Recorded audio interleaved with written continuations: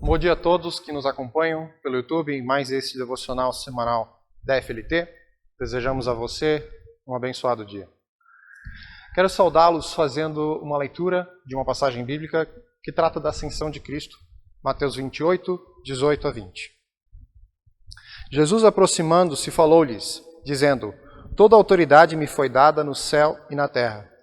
Ide, portanto, fazei discípulos de todas as nações, batizando-os em nome do Pai, do Filho e do Espírito Santo, ensinando-os a guardar todas as coisas que vos tenho ordenado, e eis que estou convosco todos os dias até a consumação dos séculos. Amém. Por 40 dias, Jesus apareceu em vários lugares e diante de muitas pessoas. Numa ocasião, mais de 500 pessoas o viram. Os discípulos até pensavam que ele havia ressuscitado e retornado para ficar, e assim finalmente restaurar o reino de Israel com um braço forte, que era a expectativa deles desde o começo do ministério de Jesus. Mas Jesus, como era de seu costume, não age conforme a expectativa. Jesus pede para os discípulos permanecerem em Jerusalém e aguardarem o batismo do Espírito Santo. E com o auxílio deste, ordena-os a missão de evangelizar, ensinar, fazer discípulos e batizar por toda a terra. A ascensão de Jesus deixa claro que, mesmo tendo nascido neste mundo, não pertencia a este mundo. Jesus veio do Pai, era de fato Filho de Deus. Isso para nós é a esperança da imanência, parte essa possibilidade de transcendência. Ou seja, podemos chegar ao Pai por meio do Filho, que nos permite sermos chamados seus irmãos, filhos de Deus. A missão e evangelização agora é parte evidente e relevante daquele que reconhece em Cristo o seu Salvador, ao quem foi dado por Deus no céu e na terra toda a autoridade. Cristo subiu para o Pai, até o seu retorno, vivamos em alegria e louvor por sua obra salvífica. E é graças a essa obra que podemos realizar hoje esse culto devocional no nome de Deus Pai, Filho e Espírito Santo. Amém. Quero convidar você agora para um momento de oração. Abaixe tua cabeça, feche os teus olhos, me acompanhe, por favor. Querido e amado Deus, nós queremos, antes de mais nada, reconhecer diante de Ti o nosso pecado. Queremos confessar as nossas falhas e reconhecer a nossa pequenez, a nossa fragilidade. Agradecemos, Senhor, que Tu vieste a esse mundo, que Tu se revelaste a nós, e que por meio do Teu Filho nós podemos ter a salvação. Nós somos constrangidos por esse Teu grande amor e, Senhor, nós queremos nos render a esse amor. E também pedir que na pregação do Klaus Stang logo mais, Tu se faças presente na boca dele e também nos nossos ouvidos, também nos nossos corações. Pedimos e agradecemos no santo e precioso nome de Jesus. Amém. Antes da pregação ainda, nós queremos ouvir e cantar o hino de número 242 do livro de canto da SLB, Santo, Santo, Santo. Até mais.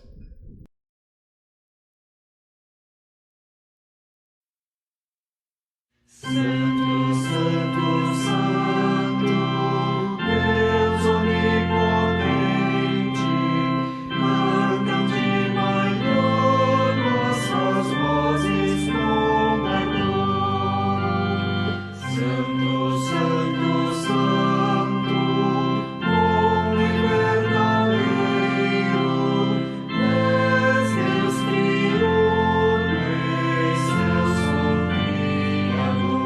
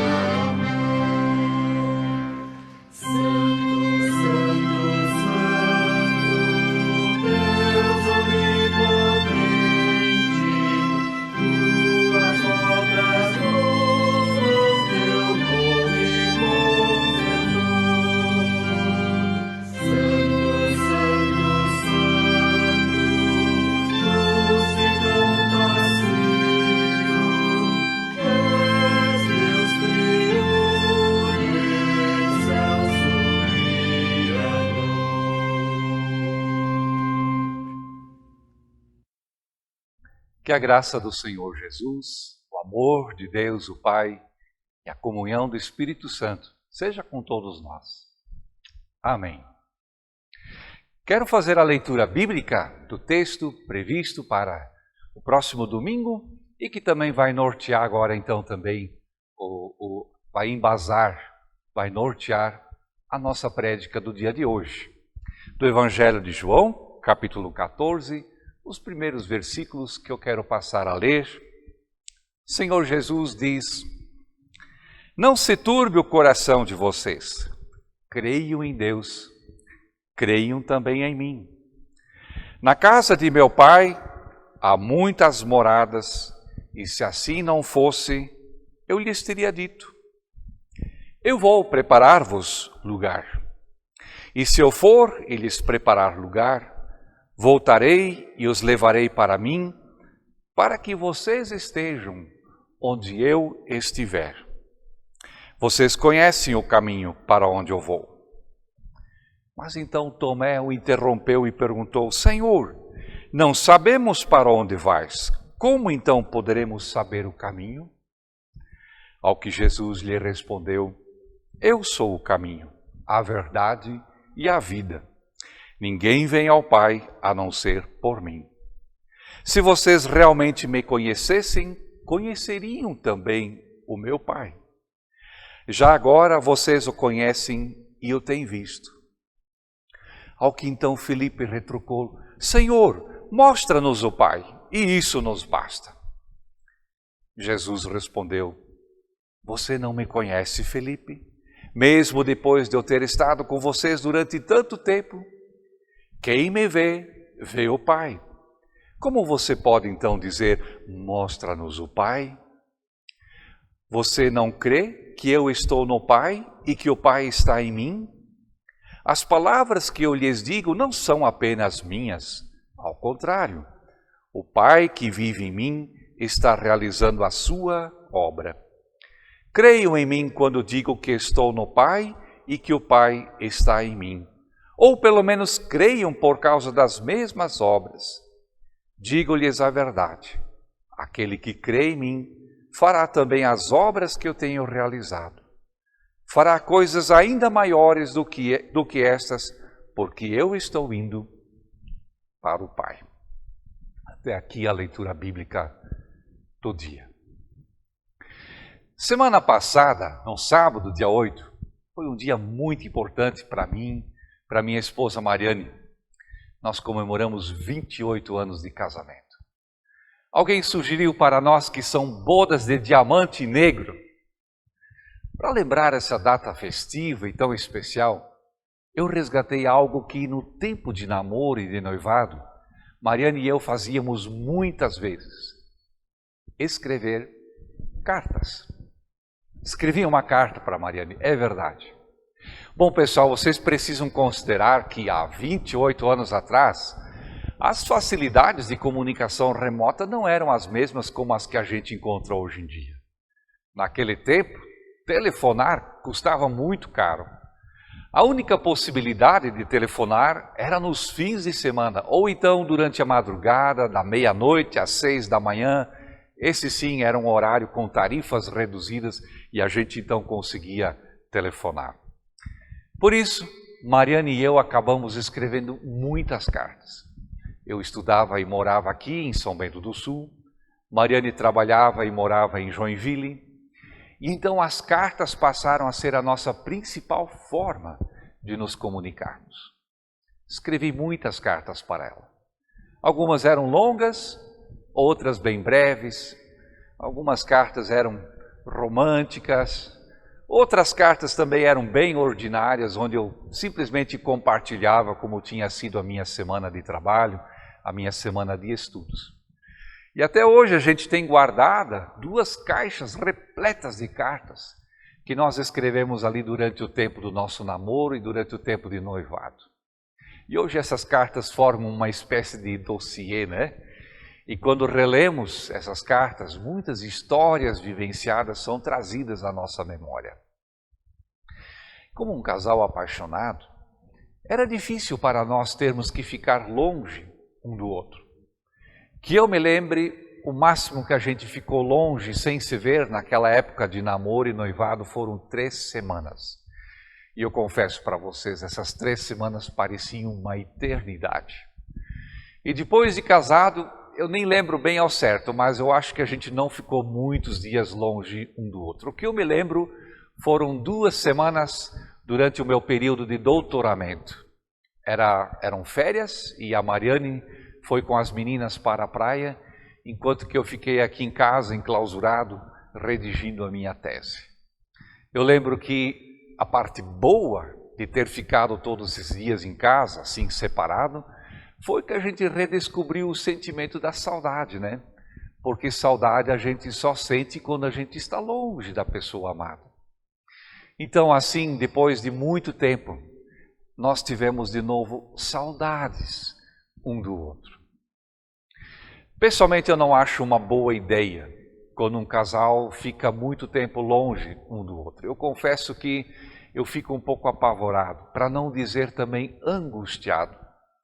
Quando chegava o tempo de os estudantes de teologia realizarem o seu estágio curricular, e nem sempre a gente, como faculdade, a gente encontrava comunidades que pudessem receber casais para um período de estágio. E isso algumas vezes significou que aqui, durante o seu tempo de estudos no curso de teologia, aqueles que eram namorados ou mesmo quem era casado, precisava fazer o seu estágio curricular em cidades diferentes, ou então às vezes em comunidades diferentes dentro de uma mesma cidade, mas em todos os casos ficavam distantes um do outro. E na prática, isso trouxe como consequência que às vezes esse casal de namorados só se via 1, 2 vezes ali num período de 6 meses. E quando eram casados, às vezes ficavam 1 semana ou 2 semanas sem se verem, né? Bom, eu acho, né, que todos sobreviveram, é verdade. Mas eu admito e confesso, não foi fácil para eles. E eu faço um apelo aqui a vocês, estudantes de teologia que estão me ouvindo. Se possível, que tal, né, esperar para casar depois do estágio? Mas talvez o meu apelo ainda maior vai a vocês, comunidades que agora também me ouvem aqui através do canal do YouTube. Quem sabe vocês também poderiam pensar em acolher estudantes para um período de estágio, avaliem com carinho a possibilidade de acolherem casais também. Eu sei que não é tão fácil, às vezes por conta de espaço, lugar, finanças, né? Mas inclusive ainda para esse ano, para o 2º semestre, a gente precisaria de alguns lugares, de algumas comunidades que pudessem receber estudantes de teologia para um período de estágio. Então, pensem com carinho. Quem sabe ainda seria possível vocês abrirem um espaço, né? Agora eu queria que você tentasse imaginar como é esse negócio, namorados, noivos, ou mesmo um casal tendo que viver distante um do outro. Tente se colocar uma vez no lugar. Aquela pessoa com quem você convive todo dia, você conversa com essa pessoa todos os dias, você faz um monte de coisas junto com essa pessoa, você passa horas com ela e de repente assim, de um momento para o outro, você precisa se separar. Eu posso até imaginar as perguntas que muitas vezes brotam no coração. Por quê? Por que eu preciso me separar? O que vai ser da gente, o que vai ser de nós nesse período em que a gente vai estar longe um do outro? Será que a nossa relação vai suportar? Será que a nossa relação vai sobreviver a esse distanciamento? Eu posso imaginar às vezes o medo, a insegurança e, por que não dizer também, a aflição. Dá uma angústia na gente só de pensar. Quando eu penso no meu relacionamento com a Mariane, talvez eu consiga entender o que aconteceu com alguns homens da Galileia. A Bíblia fala a respeito deles. Na Bíblia, eles são chamados de discípulos. Pessoas, homens e mulheres que seguiam a Jesus. E de um dia para o outro, eles se tornaram pessoas que caminhavam com Jesus. Jesus os havia cativado, fascinado a cada um deles com o seu chamado. Venha a mim, Jesus dizia: segue-me. E esse convite de Jesus, ele soava de forma irresistível. E essas pessoas deixaram tudo para trás, sua profissão, os seus familiares, o conforto da sua casa. E mesmo assim, não houve um dia sequer em que tivessem se arrependido de sua decisão de viver em comunhão com Jesus e também uns com os outros. Pelo contrário, a partir do seu seguimento a Jesus, a vida de cada um deles ganhou um novo sentido. Jesus, ele trouxe uma nova perspectiva totalmente diferente para a vida deles, que até aqui eles jamais tinham imaginado viver. Se a sua vida até ali tinha sido bem ordinária, a partir desse encontro com Jesus, a vida passa a ser vista de uma forma bem especial. A respeito desses discípulos, eu quero compartilhar com vocês hoje de manhã, porque eles vivenciaram, experimentaram, provaram exatamente aquilo que todos nós muitas vezes procuramos. O que é isso que impactou eles de uma forma tão especial e que nós também procuramos? E eu quero dar como uma primeira resposta: a comunhão com Jesus. Comunhão com Jesus. Essa comunhão foi um fator de mudança que trouxe uma nova direção para a vida deles. Na companhia de Jesus e também com Jesus, eles experimentaram aquilo que nós também almejamos e desejamos para a nossa vida. Eu admito que, a despeito de viverem em comunhão com Jesus, o mundo deles, na realidade, não era tão diferente do nosso.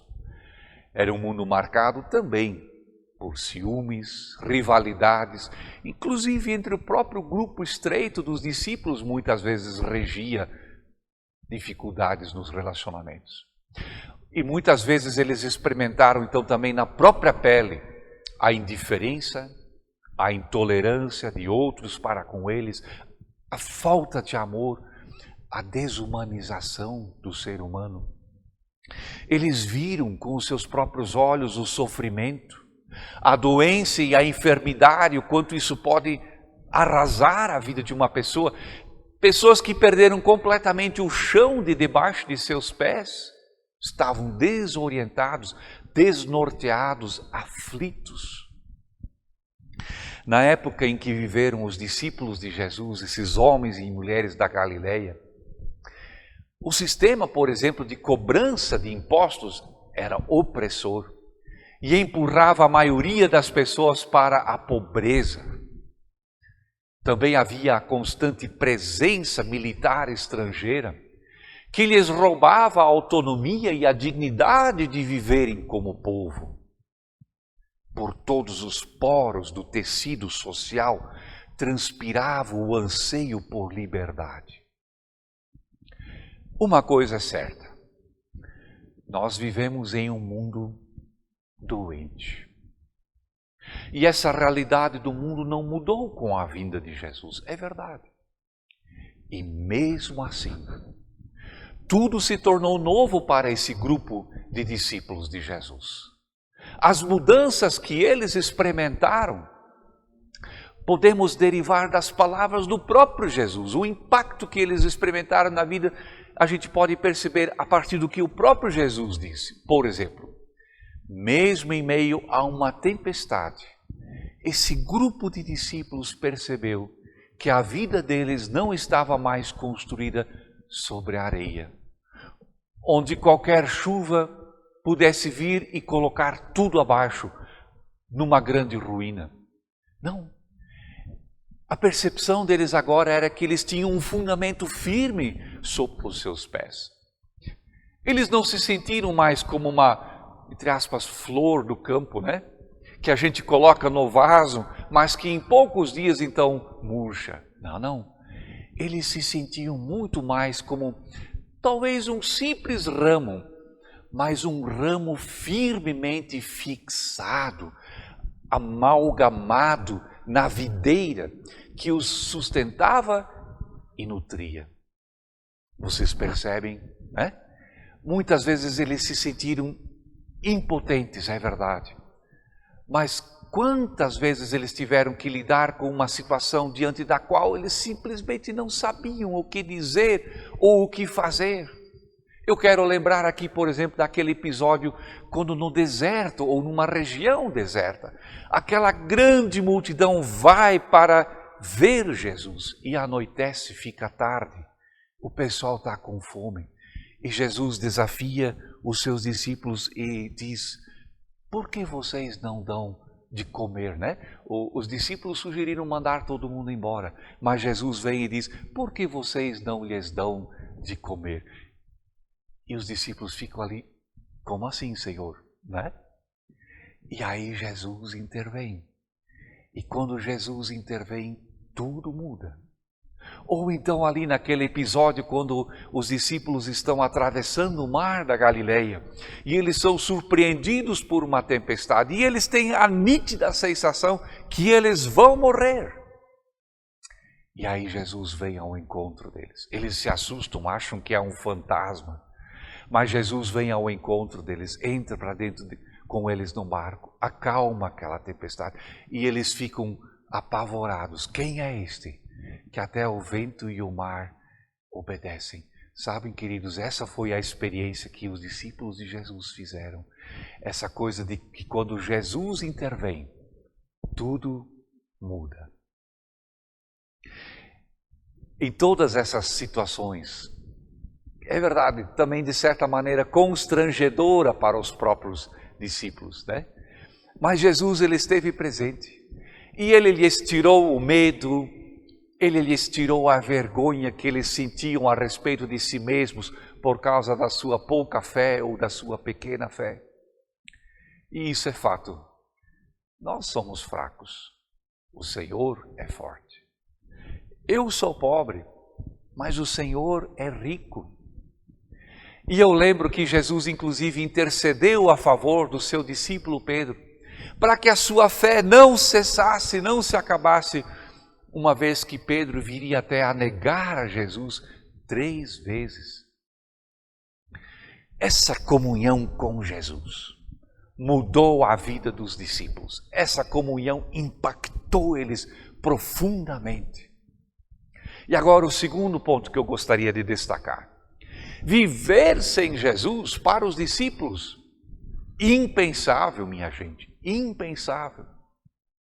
E vocês lembram que eu iniciei aqui a minha prédica hoje de manhã, compartilhando com vocês os meus sentimentos quando casais, por uma ou outra razão, precisam ficar temporariamente separados, longe um do outro.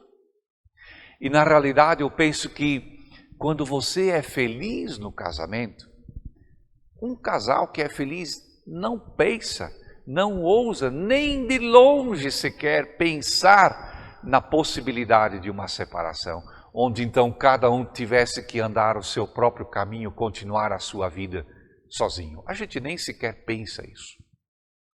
Assim eu consigo me imaginar a vida dos discípulos de Jesus. Sabe, eles viviam em uma comunhão tão estreita, tão intensa com Jesus, e eles não conseguiam em absoluto se imaginar que Jesus pudesse um dia não estar com eles. Embora que Jesus tinha sinalizado, vez e outra, que ele voltaria para junto do Pai Celeste. Vamos ler, por exemplo, um pouco antes do nosso texto, João 7,33. Ali a gente diz, Jesus falando: estou com vocês apenas por pouco tempo e logo irei para aquele que me enviou. Mas vocês acham que os discípulos entenderam e prestaram atenção a essas frases de Jesus? Os discípulos simplesmente não conseguiram se imaginar uma vida sem a presença de Jesus. Eles simplesmente não podiam acreditar que Jesus estivesse falando sério. Viver sem Jesus, sem a sua presença real e visível, impossível. E eu consigo me imaginar o quanto os discípulos deveriam ter ficado indignados se alguém porventura tentasse lhes sugerir um consolo com as palavras do tipo assim: pessoal, Não fiquem assim. Jesus não está mais presente, mas vocês ainda têm boas lembranças, vocês ainda têm boas histórias, vocês têm uma boa memória a respeito de Jesus. Vocês podem até tentar amar o seu próximo como ele também amou. E afinal de contas, a gente precisa de Cristo para se comportar de uma forma cristã? Eu tenho certeza que os discípulos teriam dado como resposta a mesma resposta que até os dias de hoje a gente ainda precisa responder, né? De que adianta todo o cristianismo sem Cristo. Por mais bem intencionada que seja a nossa vida, sem Ele, sem Jesus, tudo o que nos resta é só o pó dos nossos ideais, dos nossos sonhos que foram reduzidos a pó. Mas, gente, eu não quero aqui me deter em conjecturas, né, imaginando o que poderia ter sido ou não ter sido. Eu quero olhar um pouquinho o que aconteceu de fato. Quero olhar com vocês aqui fatos históricos narrados na Bíblia e olhar o que aconteceu aqui no nosso texto. No texto bíblico que nós lemos, que temos como base para a nossa pregação, nós vemos que Jesus já se antecipou. Ele já previu o que haveria de acontecer aos seus discípulos no dia em que ele fosse chamado de volta para junto de seu Pai Celeste. Os seus discípulos entrariam em pânico. Simplesmente talvez porque não tinham levado a sério os avisos de Jesus. Eu penso que este é o maior pavor que acompanha talvez a existência, a vida de qualquer pessoa que de fato aposta em Jesus, que coloca sobre Jesus o sentido, a esperança de vida, a esperança que pudesse nos carregar na vida e na morte. O que seria se Jesus não estivesse mais presente? Eu acho que isso seria pior do que qualquer tragédia humanitária. Não ter mais essa presença de Jesus, ter que ficar sem Jesus. Pois justamente essa vinculação tão pessoal, esse relacionamento assim tão próximo de Jesus e os seus discípulos, é o que também caracteriza uma vida de fé. E, portanto, também uma angústia. Se essa presença de Jesus não for mais real. E por isso, Jesus, ele se antecipa aqui. Exatamente isso é o que está em jogo, quando então agora Jesus diz aqui no versículo 1, conforme nós lemos, ele diz aos seus discípulos: não se perturbe o coração de vocês, creiam em Deus, creiam também em mim. E aqui eu queria destacar o terceiro aspecto da nossa prédica. Deus está presente. Deus está presente. No próximo domingo é o domingo onde nós lembramos e comemoramos também a ascensão do nosso Senhor Jesus. E essa palavra que Jesus dirige aqui, ainda antes mesmo do seu momento derradeiro, né, que é um momento que antecede ainda a sua paixão e morte, essa palavra agora é dirigida aos discípulos de Jesus e é dirigida também a nós, sua igreja, por ocasião de sua ascensão junto a Deus, o Pai. Queridos, a ascensão de Jesus nos coloca como igreja de Jesus na mesma situação dos discípulos aqui dos evangelhos. Temos os mesmos sentimentos, talvez, também de insegurança que eles tiveram. É o mesmo sentimento de ter que separar pessoas que se amam, né? Eu me separo de uma pessoa que eu amo e eu me separo de uma pessoa que me ama. E por isso, mais uma vez, a palavra de Jesus, ele diz a mim e a você: não se perturbe o coração de vocês. Creia em Deus, creia também em mim. E essa palavra de Jesus nos conduz para fora da incerteza, nos conduz para fora da perturbação. E essa palavra consoladora de Jesus vai ainda mais longe. Jesus diz, eu falo de uma forma um pouco livre, não se preocupem, eu cuido de tudo. Eu vou preparar um lugar, eu vou preparar uma casa, eu vou preparar uma moradia para vocês. E a ideia aqui é de um lugar permanente, diferente de uma tenda, de uma barraca, diferente de um lugar onde a gente mora só provisoriamente. Pastores, né? Nunca tem uma casa, nunca tem um em casa mesmo, sempre moram de forma provisória.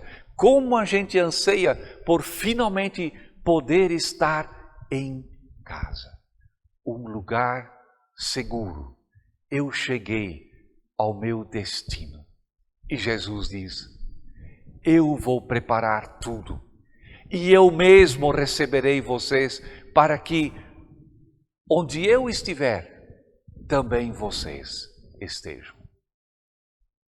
Assim, o que caracteriza essa palavra de despedida de Jesus, na realidade, o que caracteriza a aceição de Jesus, não é a separação de Jesus de nós, mas sua despedida, na realidade, nos atrai para junto e para perto dele, nos atrai para a casa do Pai. Ele segue adiante de nós e recebe-nos e ao mesmo tempo vai junto conosco. Que palavra consoladora para nós vivermos esse tempo em que Jesus nos antecedeu e nos prepara um lugar na casa do Pai. A casa do Pai, na sua presença. Esse é o meu, esse é o teu destino. E enquanto que nós aguardamos a vinda de Jesus, e enquanto que nós aguardamos essa expectativa de poder chegar na casa do Pai, talvez nos acompanhem a mesma pergunta que Tomé aqui teve no texto. Ele pergunta, Senhor, qual é o caminho para a casa do Pai? E eu acho muito bacana como Jesus lida com paciência e muito amor para com o seu discípulo Tomé. Ele não repreende Tomé, nada disso, né? Ele considera a pergunta de Tomé e responde, Tomé, eu sou o caminho, a verdade, a vida. Ninguém vem ao Pai a não ser por mim. Importante é que você e eu percebamos aqui que quando Jesus fala de si mesmo como o caminho, na realidade Jesus não está pensando em um caminho tipo esquema de um novo mandamento, né? Uma nova ordem, siga esse caminho, uma ordem que devesse ser cumprida. Não. Quando Jesus se apresenta como o caminho para nós, isso não é lei, mas isso é o mais puro evangelho. Não é algo a ser conquistado, mas é uma graça que Jesus nos oferece, que Jesus nos dá. Jesus, o caminho para o Pai. Mas, agora vem ainda uma segunda pergunta, tipo assim, Jesus, tu és o caminho para o Pai? Tu és somente o caminho para o Pai? Mostra-nos o Pai, e isso nos basta. Essa é o argumento, essa é a fala do Filipe. E a maneira como Jesus também responde ao Filipe me surpreende. Jesus explica ao Filipe que um acesso direto e imediato a Deus não é possível. Ele, Jesus, é o caminho.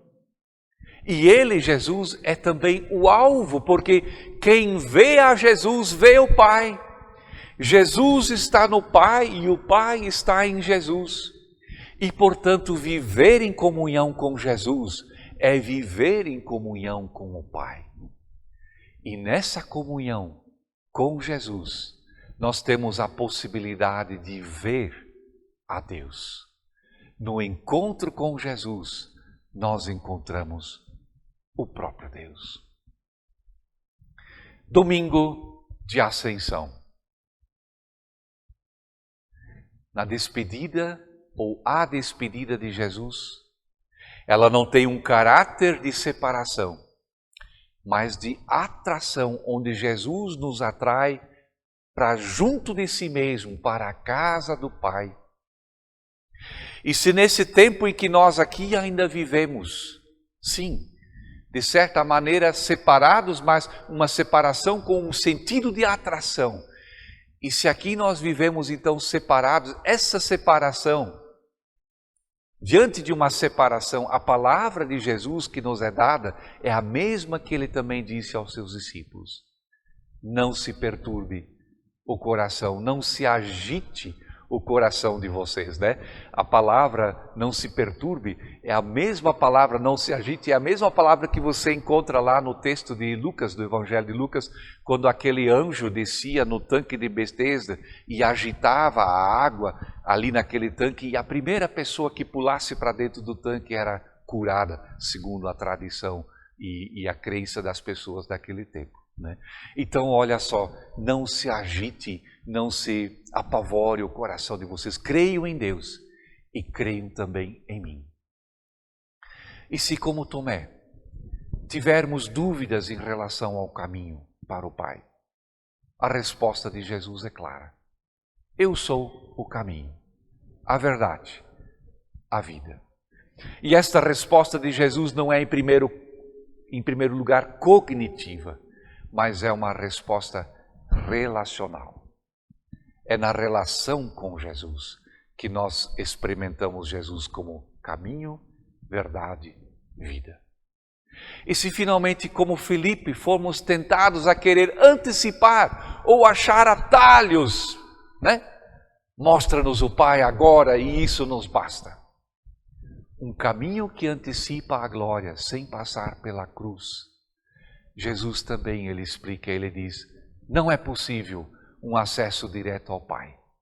Quem vê a mim, vê ao Pai. Porque onde eu estou, está o Pai. Porque o Pai está em mim e eu estou nele. Nesse domingo de Ascensão, dê o seu testemunho de fé, dizendo, até breve, na casa do Pai. Amém. Agora vamos ter um momento de oração e bênção final. Para isso, convido você a acessar o link que está aqui na descrição do vídeo. Até breve. Para os que não puderem acessar a sala, desejo que o Senhor te abençoe e te guarde. O Senhor faça resplandecer o seu rosto sobre ti e tenha misericórdia de ti. O Senhor sobre ti levante o seu rosto e te dê a paz. Amém. Vão em paz e sirvam ao Senhor com alegria.